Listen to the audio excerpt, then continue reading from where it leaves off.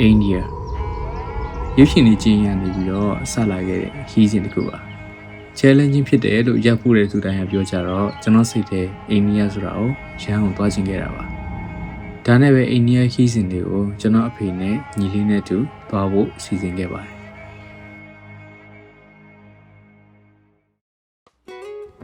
ပထမဆုံးသွားမယ့်နေရာကဒါဂျီလင်းဆိုတဲ့မြို့လေးပါဘန်ကောက်နေသွားတာဆိုတော့ကလကတ္တာမြို့ကနေပြီးတော့ transit flight နဲ့သွားပါတယ် Namaste, welcome to India. ဒါနဲ့ပဲကလကတ္တာဆိုတဲ့မြို့လေးကိုစပြီးရောက်ခဲ့ပါတယ်ပထမဆုံးအိန္ဒိယရဲ့မနက်စာတော့အာလူပတီပဲဖြစ်ပါတယ်ဈေးကတော့တပွဲဥမှာမြန်မာငွေ1000ဝန်းကျင်ပဲပေးရပါတယ်ဒါနဲ့ပဲခဏနေတော့ကလကတ္တာနဲ့စီလီဂူရီဆိုတဲ့မြို့လေးကိုလေယာဉ်နဲ့ဆက်သွားခဲ့ပါတယ်စီလီဂူရီဆိုတဲ့မြို့ကနေပြီးတော့ဒါဂျီလင်းကိုသွားဖို့ကရှဲကြီးလေးတွေလည်းရှိတယ်ကိုပိုင် private ကငှားပြီးတော့လည်းသွားလို့ရပါတယ်ဒါနဲ့ပဲဈေးစစ်တဲ့ကိစ္စတွေစတော့တာပါပဲ How much for Darjeeling directly? Directly 2000. ဒါဂျီလင်းမြို့လေးကိုသွားတဲ့လမ်းတစ်ချက်ကတော့တောင်ပေါ်လမ်းလေးတွေဖြစ်ရတာမို့လို့တော်လာပါတယ်ဒီလိုနဲ့ပဲညနေ6နာရီလောက်မှာဒါဂျီလင်းမြို့လေးကိုရောက်ခဲ့ပါတယ်ဒီမြို့ရဲ့အေးတက်ကိုအန်တူဖို့အတွက်ကအနှွေးတဲ့အရင်ဆုံးပြေးဝယ်ရတာပါပဲဝယ်လိုက်တဲ့အနှွေးတွေမှာစလုံးပေါင်းမနေတာတော့နောက်2ရက်နေမှပဲသိခဲ့ပါတယ်ဒီမြို့လေးကိုမနိုင်ခင်မမြင်ရတာအရန်ကိုအေးချမ်းပြီးတော့စိတ်ချမ်းသာစရာပါပဲ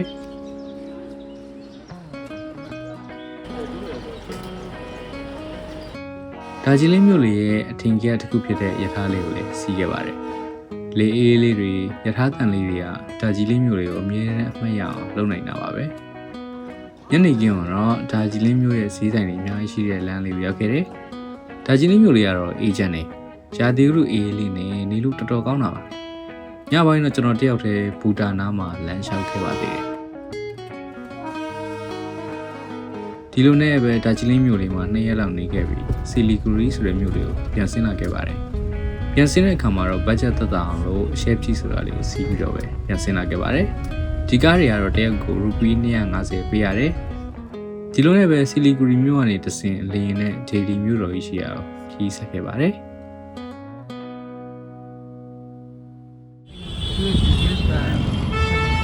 ဒေလီမြို့ကတော့ဟုံးတန်နေလူတန်နေနဲ့စီကားနေတော့ပါပဲ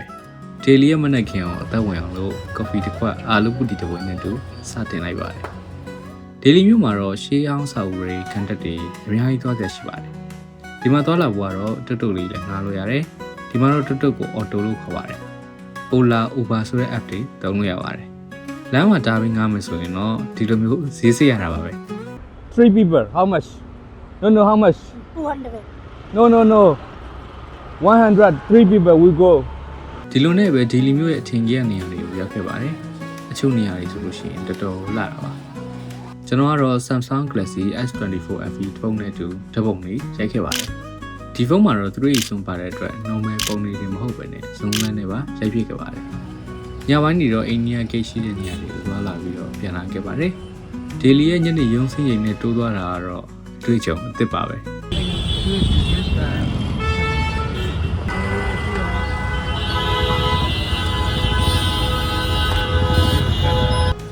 နောက်နေ့တော့နာမည်ကြီးအိုးတယ်လီစီလန်ကိုသွားခဲ့ပါတယ်။ဒေလီရောက်တဲ့အချိန်မှာတော့အိန္ဒိယစတိုင်လမ်းမှာမတ်တက်ရပြစားတာကိုကျွန်တော်ကျင့်သားရသွားခဲ့ပါပြီ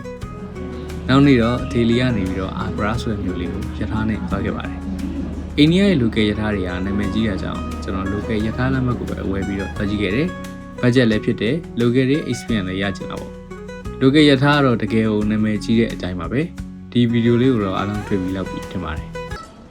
Finally, ရောက်ပါပြီ။ဟိုကျွန်တော်စင်းအောင်ဆရာတွေကိုအများကြီးဝိုင်းတက်လို့ဟိုလေအာဂရာကိုကျွန်တော်ရောက်ပါပြီ။ အာဂရာတဲ့ဒီမြို့ကတော့ Taj မှာရှိလို့နာမည်ကြီးတဲ့မြို့ပါပဲအာဂရာမှာရာသီဥတုတော်တော်အေးပါတယ်မနက်စောစောတော့ Taj Mahal ကိုသွားပြီးခဲ့တယ်အိန္ဒိယမှာတော့ဘယ်နေရာပဲသွားမြန်မာ passport ဖြစ်တဲ့အတွက်အိန္ဒိယနိုင်ငံသားတွေနဲ့တန်းတူဈေးပဲပေးရပါတယ်နိုင်ငံခြားသားဈေးမပေးရပါဘူးဘာလို့လဲဆိုတော့မြန်မာနိုင်ငံက Bay of Bengal ဆိုတဲ့အဖွဲ့ဝင်နိုင်ငံဖြစ်နေလို့ပါပဲTaj Mahal ရဲ့တမိုင်းကြောင်းတွေကိုတော့ Galaxy AI ကိုအသုံးပြုပြီးတော့ Circuit to Set ဆိုတာအနေနဲ့အတူရှာဖွေပြီးတော့ဖတ်ပြခဲ့ပါတယ်ဒီမျိုးအဆိုင်တွေကအပေါ်ဆုံးတက်ဒီမှာရှိရဲကျွန်တော်တို့ကတော့ Taj Mahal view ကြည့်ပြီးတော့ပဲမနက်စာစားခဲ့ပါတယ်ဒီနောက်ရက်ကွက်လမ်းလေးတွေကအရှိအလဲဖန်ဒေသရဲ့လွှမ်းမိုးမှုတွေရှိတာကြောင့်ပုံမှန်အိန္ဒိယလမ်းတွေလည်းမတူပါဘူး အာဂရာမှာတော့ညမိတ်တော့ပဲနဲ့နေလေရထားနဲ့ခြိုက်ပေါ်ဆိုတဲ့မြို့လေးကိုတခါတည်းဆက်ပြီးပဲတွားကြလိုက်ပါတယ်ဒီမှာတခုရှိတာကရထားလက်မှတ်တိတ်ကဒီဇင်ဘာ23ရက်နေ့ဖြစ်ပြီးတော့ကျွန်တော်ရထားစီးရဲ့နေ့က12ရက်နေ့ပဲရှိပါသေးတယ်ရထားလက်မှတ်မှားနေတယ်ဆိုတာကိုရထားထွက်မှာပဲသိတာမို့လို့လက်မှတ်စစ်မလာပါစေနဲ့လို့ဆုတောင်းပြီးတော့ခြိုက်ပေါ်မြို့ကိုရောက်လာခဲ့ပါတယ်ခြိုက်ပေါ်တဲ့ဒီမြို့မှာနာမည်ကြီးတာတော့ Pink City ဆိုပြီးတော့နာမည်ကြီးတယ်ဂိတ်ပေါက်ကနေဝင်လိုက်တာနဲ့မြို့ရဲ့အဆောက်အဦတွေကโอเคကျိုးရောင်လေးဖြစ်နေတာပါကျွန်တော်နဲ့ဖေနေကတော့မြို့ထဲတွေတူလမ်းလျှောက်ခဲ့တယ်ခံတက်တွေကိုလည်းသွားခဲ့ပါတယ်ဒီမြို့ရဲ့ခံတက်ကတောင်ပေါ်မှာတက်ရတာမို့လို့ကျွန်တော်ဂျစ်ကားလေးငှားပါတယ်ဒီမှာဘာပဲငါဗီဒီယိုရိုက်ပြီးတော့ဈေးကို confirm ယူပါပါတယ် 3 people Yes. up and down Yeah. 500 Yes. hotel Yes. Okay, I 1 have a hour, video. 2 hour waiting here. okay I have a Okay. video Okay. ဒီမှာတော့ဓာတ်ပုံတွေရိုက်တဲ့ခံတက်ဝင်ချင်တွေလေ့လာခဲ့ပါတယ်အိန္ဒိယရောက်ရင်တော့လမ်းဘေးကော်ဖီဆိုင်လေးတွေလက်ဖက်ဆိုင်လေးတွေရှိတယ်တောက်ကြည့်ခဲ့ပါကျွန်တော်ကတော့အရင်ကြိုက်ပါတယ်ဒီလိုနဲ့ပဲကြိုက်ပေါ်မြို့မှာ2ညအိတ်ခဲ့ပြီးတော့ကျွန်တော် daily ကိုပြန်လာခဲ့ပါတယ်ဒီပြန်လန်းအောင်တော့ AC class ရတာနဲ့ပြန်လာခဲ့တာအရင်အဆင်ပြေတယ်မုံနဲ့အချိုဝဲတော်မှာ2ခါလာကြည့်လို့မကုန်နိုင်ခဲ့ပါဘူးညနေပိုင်းအောင်တော့ daily ကနေပြီးတော့လေးဆိုတဲ့မြို့လေးကိုတော့မှာပါလေရင်ချိန်ကမနက်6နာရီဆိုတော့ဟိုတယ်ကချွေတာလို့ရအောင်လေစိတ်မှာပဲဒီတညအောင်အိတ်ခဲ့ပါတယ် Samsung Galaxy S24 FE ဖုန်းရဲ့ဘက်ထရီကအတော်ခံပါတယ်ရိုက်ကွေးတွေလောက်တယ်အင်တာနက်တွေသုံးတာတော့မှ easy ပါပဲ45W super fast charger ပါတော့မလို့အားသွင်းရမြန်ပြီးတော့အားခံပါတယ်ခီးစင်တွေကဇက်တိုက်ဆိုတော့လမ်းမှာအားသွင်းရတတ်တာတော့တော်တော်လေးအဆင်ပြေပါတယ်ဒီလိုနဲ့ပဲမနက်ပိုင်းကျတော့လေရင်စီးပြီးတော့လေးဆိုတဲ့မျိုးလေးကိုရောက်လာခဲ့ပါတယ်ဒီမျိုးရာဒီကတော့ရေခဲအမှတ်ကိုရောက်နေတာပါအတော်အေးတယ်စရောက်ချင်းပဲဘူကင်တင်ထားတဲ့ဟိုတယ်ကရေခဲနေလို့နီးစပ်ရအဆင်ပြေတဲ့ဟိုတယ်မှာပဲတဲလိုက်ရပါတယ်ဒီမျိုးမှာတော့တိဘက်လူမျိုးတွေလက်ထက်ကီလူမျိုးတွေများပါတယ်မိန်းမကက်လေးတစ်ခုရှိတယ်လမ်းလျှောက်လို့ရမ်းကောင်းပါတယ်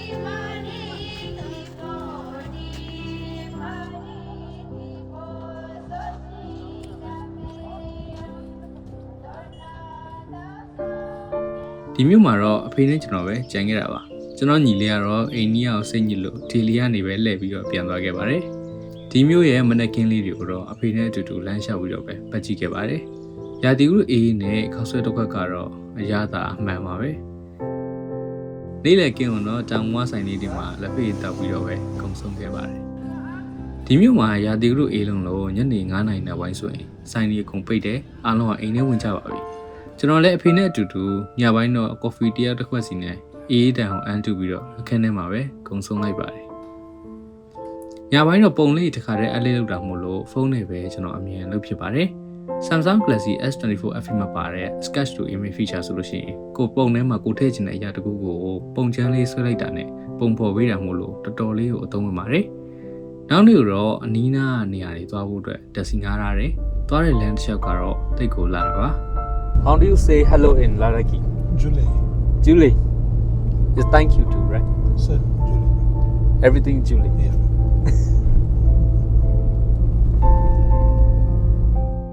အချို့မြစ်တွေစမ်းကြောင်းတွေဆိုလို့ရှိရင်ရေခဲနေလို့အပေါ်တောင်တက်လို့ရပါတယ်အချို့နေရာဆိုရင်အာကာသရုပ်ရှင်တွေရလို့နေရာမျိုးတွေလည်းမြင်ခဲ့ရတယ်